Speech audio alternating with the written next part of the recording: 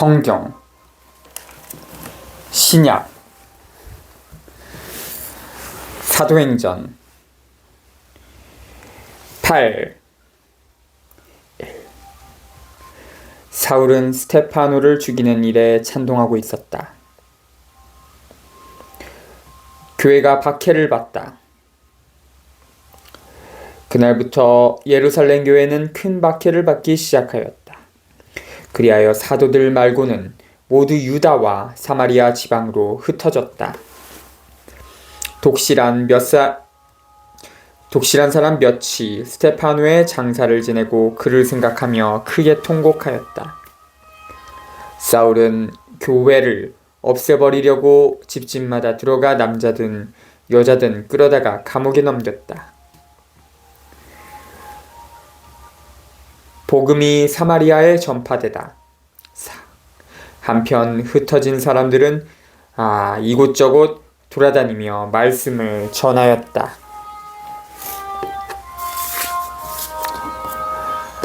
8장 1절부터 4절. 스테파노의 죽음은 박해의 결정적인 계기가 된다.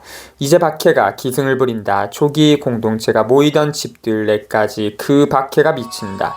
그러나 박해는 복음을 숨막히게 하기는커녕 오히려 복음이 점점 더 널리 퍼지는 계기를 마련해 준다. 다음에 바울로 이름을 바뀔 사울은 스테파노를 죽이는 일에 찬동하고 있었다. 그는 드러내놓고 그리스도교 공동체를 박해하기 시작한다. 초기 그리스도교 공동체들은 가정을 돌아가면서 모였다. 그리고 남자와 여자가 모두 공동체 생활에 적극 참여했다. 그리스도인들은 박해를 받으면서도 믿음을 굽히지 않았다. 예루살렘에서 박해를 받은 그리스도인들은 유다와 사마리아의 말씀을 선포했다. 스테파노가 당한 순교는 그리스도교가 유다교를 넘어서서 예루살렘 밖으로 넓혀지는데 결정적인 역할을 했던 것 같다. 복음은 먼저 율법과 성전이라는 밧줄을 끊어야 했다. 그것은 새로운 여러 백성과 문화를 자기 품에 받아들이기 위해서다. 필리포스는 사마리아의 고을로 내려가 그곳 사람들에게 그리스도를 선포하였다. 군중은 필리포스의 말을 듣고 또 그가 일으키는 표징들을 보고 모두 한마음으로 그가 하는 말에 귀를 기울였다. 사실 많은 사람에게 붙어있던 더러운 영들이 큰 소리를 지르며 나갔고 또 많은 중풍병사와 불구자가 나았다. 그리하여 큰 고을에 큰 기쁨이 넘쳤다. 그 고을에는 전부터 시몬이라는 사람이 살고 있었는데 그는 맛을 부려 사마리아의 백성을 놀라게 하면서 자기가 큰 인물이라고 떠들어댔다. 그리하여 아이에서 늙은이에 이르기까지 모두 이 사람이야말로 위대한 힘이라고 하는 하나님의 힘이다 하며 그의 말에 귀를 기울였다. 5절부터 8절. 저자는 필리포스를 예루살렘으로부터 출발하여 복음을 전파하는 표본으로 제시한다. 그리스도인의 사명은 복음이 예견한 것과 똑같은 모형 안에 제시되어 있다. 즉 예수 그리스도의 길을 선포하고 사람들을 비인간적인 상태에서 벗어나게 하는 활동을 펼치고 마귀를 내쫓고 사람들로 하여금 자기가 걷는 길에 대하여 책임을 지게 하는데 반십을 쓸고 짖는데 그 사명이 있다. 그 결과는 기쁜 소식이 가져다주는 기쁨이다. 예루살렘 밖에서 복음이 전해진 맨 첫 장소가 사마리아라는 사실은 매우 뜻깊다. 아마 히브리인 계통 그리스도인들은 사마리아인들을 받아들이려 하지 않았을 것이다. 히브리인 그리스도인으로서는 유다교가 중요하게 여기던 율법과 성전을 버린다는 것이 보통 심각한 문제가 아니었을 것이다. 사람들이 그의 말에 귀를 기울인 것은 그가 오랫동안 마술로 그들을 놀라게 하였기 때문이다. 그러나 그들은 하나님의 나라와 예수 그리스도의 이름에 관한 복음을 전하는 필리포스를 믿게 되면서 남자 여자 할 것 없이 세례를 받았다. 시몬도 믿게 되었다. 그는 세례를 받고 필리포스 곁을 떠나지 않으면서 여러 표징과 큰 기적이 일어나는 것을 보고 놀라워하였다. 예루살렘에 있는 사도들은 사마리아 사람들이 하나님의 말씀을 받아들였다는 소식을 듣고 베드로와 요한을 그들에게 보냈다. 베드로와 요한은 내려가서 그들이 성령을 받도록 기도하였다. 그들이 주 예수님의 이름으로 세례를 받았을 뿐 그들 가운데 아직 아무에게도 성령께서 내리지 않으셨기 때문이다. 그때 사도들이 그들에게 안수하자 그들이 성령을 받았다. 시몬은 사도들의 안수로 성령이 주어지는 것을 보고 그들에게 돈을 가져다 바치면서 저에게도 그런 권능을 주시어 제가 안수하는 사람마다 성령을 받을 수 있게 해주십시오 하고 말하였다. 베드로가 그에게 대답하였다. 그대가 하나님의 선물을 돈으로 살 수 있다고 생각하였으니 그대는 그 돈과 함께 망할 것이요. 하나님 앞에서 그대의 마음이 바르지 못하니 이 일에 그대가 차지할 목도 자리도 없소. 그러니 그대는 그 악을 버리고 회개하여 주님께 간구하시오. 혹시 그대가 마음에 품은 그 의도를 용서받을 수 있을지도 모르오. 내가 보기에 그대는 쓴 쓸개즙과 불의의 포승 속에 갇혀있소. 그러자 시몬이 대답하였다. 여러분께서 말씀하신 일이 저에게 벌어지지 않도록 저를 위하여 주님께 간구해 주십시오. 베드로와 요한은 주님의 말씀을 증언하고 전파한 뒤 예루살렘으로 돌아가면서 사마리아의 많은 마을에 복음을 전하였다.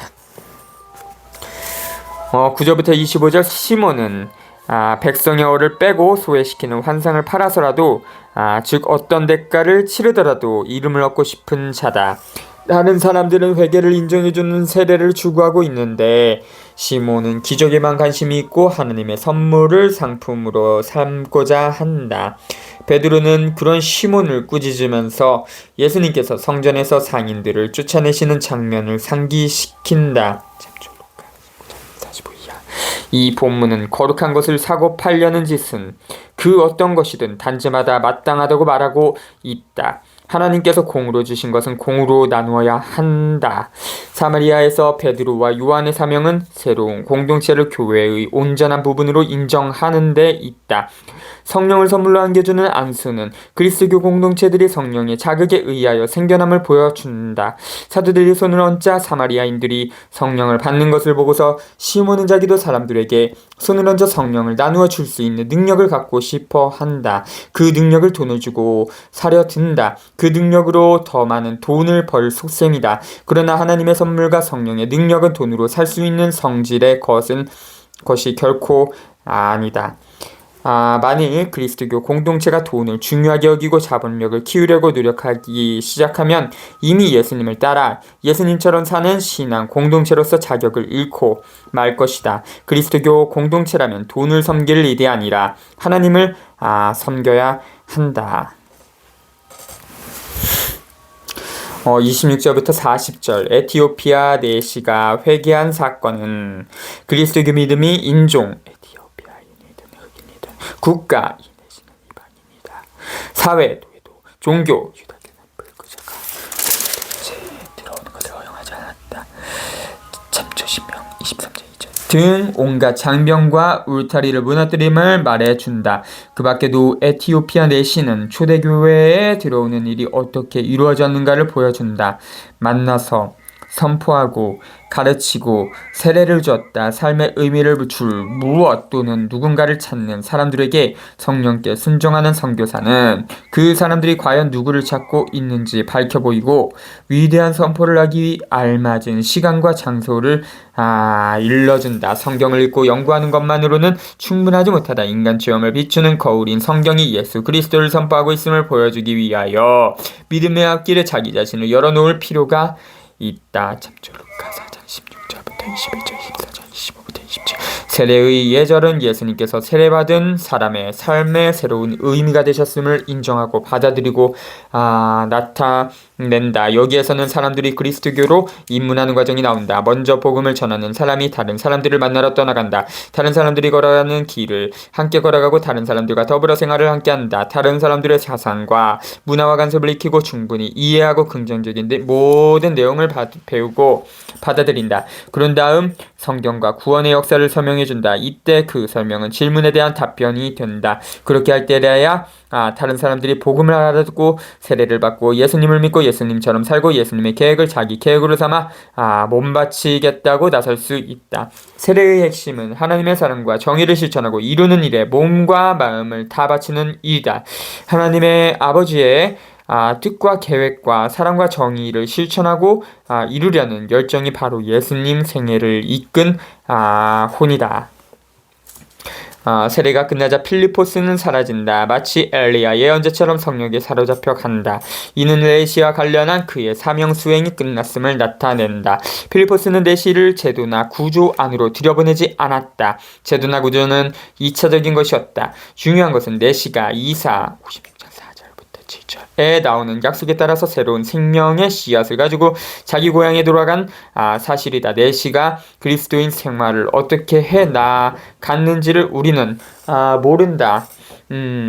씨앗을 심는 일만으로 충분하다. 씨앗은 싹이 트고 나무로 자라서 나름대로 열매를 맺을 것이다. 필리포스는 아스토스로 가고 더 멀리는 다른 도시들 사마리아 북쪽 끝 카이사리아까지 가서 복음을 전한다.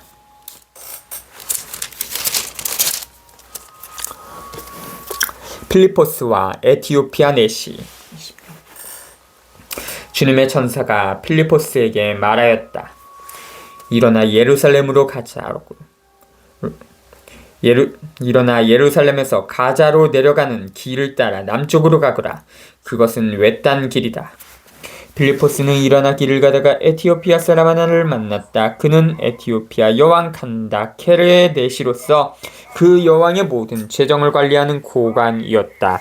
그는 하나님께 경배하러 예루살렘에 왔다가 돌아가면서 자기 술에 앉아 이사야 예언서를 읽고 있었다.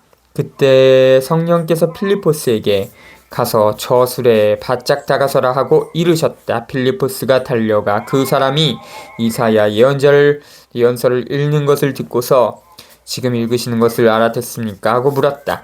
그러자 그는 누가 나를 이끌어주지 않으면 내가 어떻게 알아들을 수 있겠습니까? 하고서 필리포스에게 올라와 자기 곁에 앉으라고 청하였다. 그가 읽던 성경 구절은 이러하였다. 그는 양처럼 도살장으로 끌려갔다. 털 깎는 사람 앞에 잠자코 서 있는 어린 양처럼 자기 입을 열지 않았다. 그는 굴욕 속에 권리를 바탈당하였다. 그의 생명이 이 세상에서 제거되어 버렸으니 누가 그의 후손을 이야기하랴. 내시가 필리포스에게 물었다. 청컨대 대답해 주십시오. 이것은 예언자가 누구를 두고 하는 말입니까? 자기 자신입니까? 아니면 다른 사람입니까? 필리포스는 입을 여며 이 성경 말씀에서 시작하여 예수님에 관한 복음을 그에게 전하였다. 이렇게 그들이 길을 가다가 물이 있는 곳에 이르자 내시가 말하였다. 여기에 물이 있습니다. 내가 세례를 받는데 무슨 장애가 있겠습니까? 37. 그리고 나서 수레를 세우라고 명령하였다. 필리포스와 내시 두 사람은 물로 내려갔다. 그리고 필리포스가 내시에게 세례를 줬다. 그들이 물에서 올라오자 주님의 성령께서 필리포스를 잡아채듯 데려가셨다. 그래서 내시는 그를 더 이상 보지 못하였지만 기뻐하며 지 갈 길을 갔다. 필리포스는 아스돗에 나타나 카이사리아에 이르기까지 모든 곳을 두루다니며 복음을 전하였다. 9장 1절부터 19절 전단. 이 이야기는 뚜렷한 대조의 초점을 보여준다. 왕관 박해자 였던 사울이 그 대담한 사도가 되라는 부르심을 받는다. 그의 회개에서 주도권을 쥐는 분은 예수님이시다. 이 본문이 죽고 부활하신 예수님 자신을 사울이 박해하는 공동체의 삶 및 증거와 하나로 보고 있음을 새겨두라. 왜 너는 나를 박해하느냐? 바울은 회개하고 공동체 안에 살아계시는 예수님의 사명을 계속 수행하라는 부르심을 받는다. 이 회개는 죽고 부활하는 과정이다. 바울은 옛 시각에 죽고 살아계신 그리스도를 증거할 수 있도록 성령을 부어주어 부활하게 하는 공동체와 만나 살아난다. 주님의 말씀은 사명 수행의 계획을 보여준다. 바울은 이방인의 사도가 될 것이고 그의 증거는 많은 고통을 몰고 올 것이다. 길이라는 개념에 관해서는 24장 1절부터 21절의 주를 참조할 것. 사울은 열정이 대단한 젊은이로서 사내들인으로부터 허가를 받아 다마스쿠스와 시리아에 사는 그리스도인들을 박해하고 있었다. 그런 사울이 자기 마음속에 큰 빛이 비추는 것을 깨닫는다. 그리스도인들을 박해했을 따름인 그에게 사울아, 사울아, 왜 나를 박해하느냐 라는 소리가 들린다.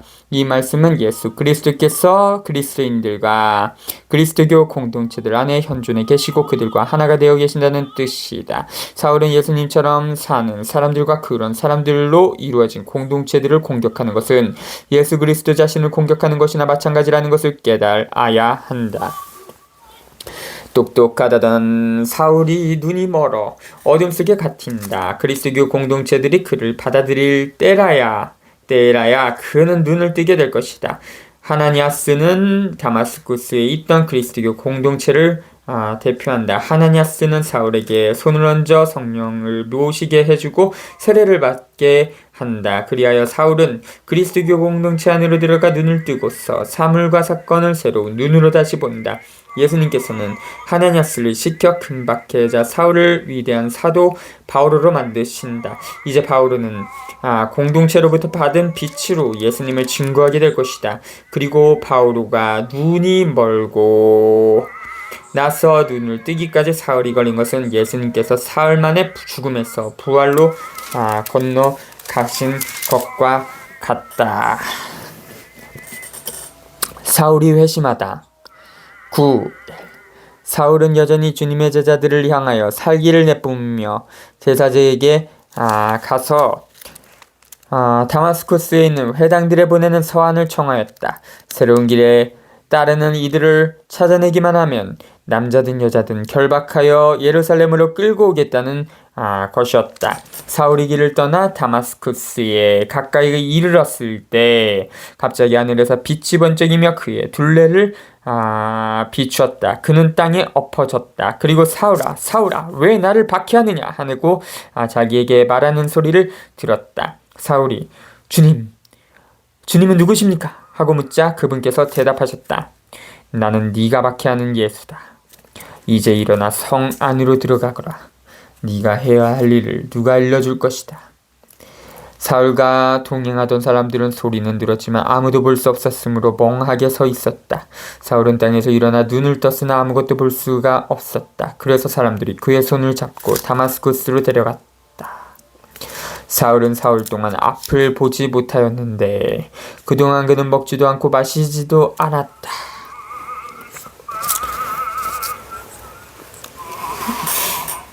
아마 니체가 그 사울이나 이 바오로 이 사람을 엄청 막 싫어했던 것 같아요. 다마스쿠스에 하나니아스라는 제자가 있었다. 주님께서 환시 중에 하나니아스야 하고 그를 부르셨다. 그가 예 주님 하고 대답하자 주님께서 그에게 말씀하셨다. 일어나 고든 길이라는 거리로 가서 유다의 집에 있는 사울이라는 타르스스 사람을 찾아라. 지금 사울은 기도하고 있는데 그는 환시 중에 하나니아스라는 사람이 들어와 자기에게 안수하여 다시 볼 수 있게 해주는 것을 보았다. 하나니아스가 대답하였다. 주님, 그 사람이 예루살렘에서 주님의 성도들에게 얼마나 못된 짓을 하였는지 제가 많은 이들에게서 들었습니다. 그리고 그는 주님의 이름을 받들어 부르는 이들을 모두 결박할 권한을 수석 사제들에게서 받아가지고 여기에 와 있습니다. 주님께서 그에게 이르셨다. 가거라. 그는 다른 민족들과 임금들과 이스라엘 자손들에게 내 이름을 알리도록 내가 선택한 그릇이다. 나는 그가 내 이름을 위하여 얼마나 많은 고난을 받아야 하는지 그에게 보여주겠다. 그리하여 하나니아스는 길을 나섰다. 그리고 그 집에 들어가 사울에게 안수하고 나서 말하였다. 사울 형제, 당신이 다시 보고 성령으로 충만해지도록 주님께서, 곧 당신이 이리 오는 길에 나타나신 예수님께서 나를 보내셨습니다. 그러자 곧 사울의 눈에서 비늘 같은 것이 떨어지면서 다시 보게 되었다. 그는 일어나 세례를 받은 다음 음식을 먹고 기운을 차렸다. 사울이 다마스쿠스에서 복음을 선포하다. 사울은 며칠 동안 다마스쿠스에 있는 제자들과 함께 지낸 뒤 곧바로 여러 회당에서 예수님은 하나님의 아드님이시라고 선포하였다.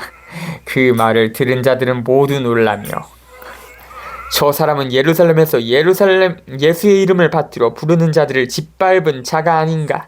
또 바로 그런 자들을 결박하여 수석 사제들에게 끌어가려고 여기에 온 것이 아닌가 하고 말하였다.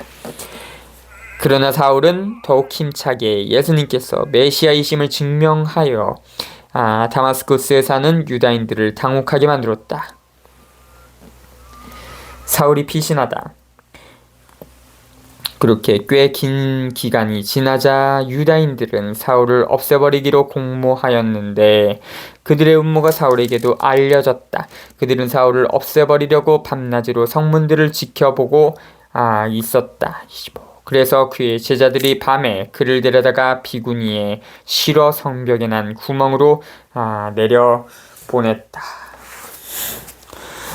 19절부터 25절 갓 회개한 바오로의 첫 번째 활동은 하나님의 아드님으로 본 예수님에 관한 정열적이고 용감한 증거를 특징으로 삼고 있다. 그렇지만 바오로의 증거는 동료들에게 혼란을 안겨주고 마침내 맹렬한 반응을 불러 일으킨다. 이렇게 바오로는 박해자로부터 박해를 받는 사람으로 뒤바뀐다. 이는 바오로의 증거가 참되다는 증거다. 바오로는 벌써부터 예수님의 이름 때문에 고통을 당하기 시작한다. 이는 사랑과 정의를 배척하기 때문에 예수님을 배척하는 세계 속에서 참된 증거는 박해를 몰아온다는 사실을 가리킨다. 유다인들은 바오로를 죽이려고 음모를 꾸민다. 성문들을 지킨다.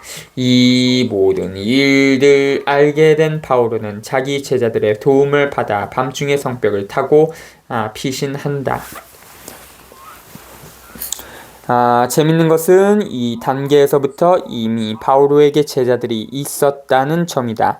아마 이 이야기는 많은 사건을 줄였었을 것이다. 그 사건들 사이의 연관성을 강조하려고 많은 것을 빼버렸을 것이다. 사건을 이야기하는 민담 형식에 따라서 더 두드러지고 자극적인 면을 강조했다고 보아야 할 것이다. 사울이 예루살렘으로 가다. 사울은 예루살렘에 이르러 제자들과 어울리려고 하였지만 모두 그를 두려워하였다. 그가 제자라는 것을 믿을 수가 없었던 것이다. 그러나 바르나바는 사울을 받아들여 사도들에게 데려갔어. 어떻게 그가 길에서 주님을 뵙게 되었고 주님께서 그에게 말씀하셨는지, 또 어떻게 그가 다마스쿠스에서 예수님의 이름으로 담대히 설교하였는지 그들에게 이야기해 주었다. 그리하여 사울은 사도들과 함께 예루살렘을 드나들며 주님의 이름으로 담대히 설교하였다. 그리고 그리스계 유다인들과 이야기도 하고 토론도 하였다. 그러나 그들은 사울을 없애버리려고 버르고 있었다. 30. 형제들은 그것을 알고 그를 카이사리아로 데리고 내려가 다시 따르스스로 보냈다. 26절부터 30절 그 밖에도 회개한 바오로는 자기가 속하기 시작한 공동체의 불신과 부딪힌다.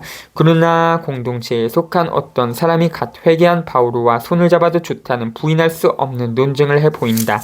그 사람의 증거도 용감한 증거다. 바르나바가 바오로에게 일어난 사건을 사도들에게 들려준다. 바르나바는 틀림없이 모두가 믿어주는 사람이었을 것이다. 바르나바가 바오로를 변호한 내용의 핵심은 다마스쿠스에서 예수님의 이름으로 담대하게 전도한 일이었다. 이는 그리스도인의 신분을 확인해주는 도장이 예수님께 대한 용감한 증거임을 보여준다. 예수님을 증거하는 일에 용기가 필요한 것은 어려움과 걸림돌이 숱하게 널려 있을 것이기 때문이다. 그제야 모두 바울을 받아들인다. 바울은 예루살렘에 계속 머물면서 설교를 한다. 예루살렘에서도 박해와 죽을 고비가 뒤따른다. 그래서 공동체는 바울을 가이사리아까지 데리고 가서 거기에서 그의 고향인 타르수스로 인도한다. 이제 교회는 유다와 갈릴레아와 사마리아 온 지방에서 평화를 누리며 굳건히 세워지고 주님을 경외하며 살아가면서 성령의 격려를 받아 그 수가 늘어났다.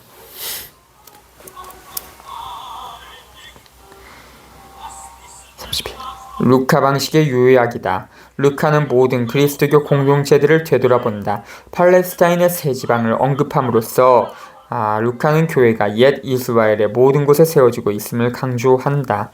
교회는 공동체들의 묶음이다. 예수님께 대한 믿음과 성령의 힘은 교회 생활의 두 가지 샘물이다.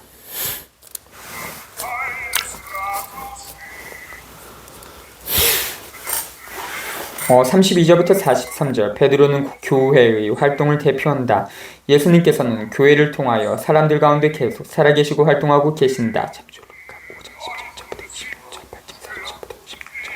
교회는 이미 사람들을 일그러진 상태와 죽음에서 자유롭게 하는 활동을 펼친다. 그러자 사람들이 회개하고 주님을 믿게 되고 그리스도인들의 삶과 증거의 둘레가 점점 더 넓어졌다. 그리고 루카는 모두장이의 집에 붙게 된 베드로 이야기를 하면서 10장의 이야기를 준비한다. 가족을 펴들이는 모두장이는 업신여김을 받는 직업으로서 이방인들만 그런 일을 했다. 베드로가 중풍병자더러 아네아스 예수 그리스도께서 당신을 고쳐주십니다 라고 한 말은 병자를 고친 능력이 자기에게서 나온 것이 아니라 예수 그리스도께로부터 나온 것임을 분명히 한다. 소경이 되고 벙어리가 되고 절름발이와 안증뱅이가 된 백성으로 하여금 보게 하고 말하게 하고 걷게 하는 분은 다름 아닌 예수 그리스도시다. 공동체는 베드로가 와서 타비타를 소생시켜 주기를 기대하고 있었다. 그것은 기적을 보고 싶어서가 아니라 타비타를 배를 짜는 기술로 자기들을 돕고 있었기 때문일 것이다. 그리스도교 공동체 안에서 사람들은 자기 능력껏 가난한 사람들을 돕고 있었을 것이다. 이는 오늘날 교회 안에서 구성원들이 서로 그리고 주변에 사는 어려운 이웃을 어떻게 도울 것인지 본보기를 보여준다. 베드로는 기도로 시작한다. 이는 하나님만이 사람을 살리실 수 있음을 가리킨다. 베드로는 하나님의 힘을 빌려 타비타를 소생시킨다. 많은 사람들이 이 사건을 보고서 주님이신 예수님을 믿는다.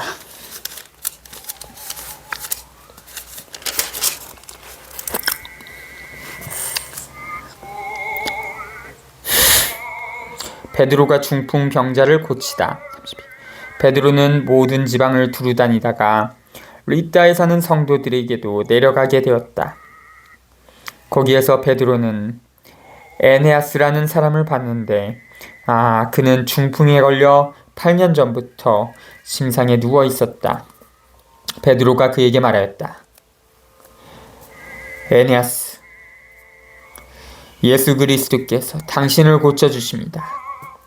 일어나 침상을 정돈하십시오. 그러자 곧 에네아스가 일어났다. 리다와 사론의 모든 주민이 그를 보고 주님께 돌아섰다. 베드로가 도르카스를 다시 살리다. 야포에 타비타라는 여제자가 있었다. 이 이름은 그리스말로 번역하면 도르카스라고 한다. 그는 선행과 자선을 많이 한 사람이었는데 그 무렵에 병이 들어 죽었다. 그래서 사람들이 그의 시신을 씻어 옥상방에 눕혀놨다.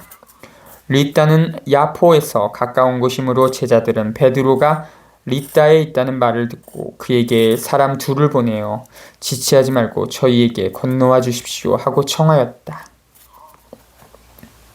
그래서 베드로가 일어나 그들과 함께 갔다. 베드로가 도착하자 사람들이 그를 옥상방으로 데리고 올라갔다. 그러자 아버들이 모두 베드로에게 다가가 울면서 도르카스가 자기들과 함께 있을 때 쥐어준 속옷과 겉옷을 보여줬다. 베드로는 그들을 모두 밖으로 내보냈고 나서 무릎을 꿇고 기도를 드린 다음 시신 쪽으로 돌아섰어. 타비타, 일어나시오 하고 말하였다. 그러자 그 여자가 눈을 떴다. 그리고 베드로를 보고 일어나 앉았다. 베드로는 손을 내밀어 그를 일으켜 세운 다음 성도들과 가부들을 불러 다시 살아난 도르카스를 보여줬다. 이 일이 온 야포에 알려지자 많은 사람이 주님을 믿게 되었다. 베드로는 한동안 야포에서 무드장이 시몬의 집에 머물렀다.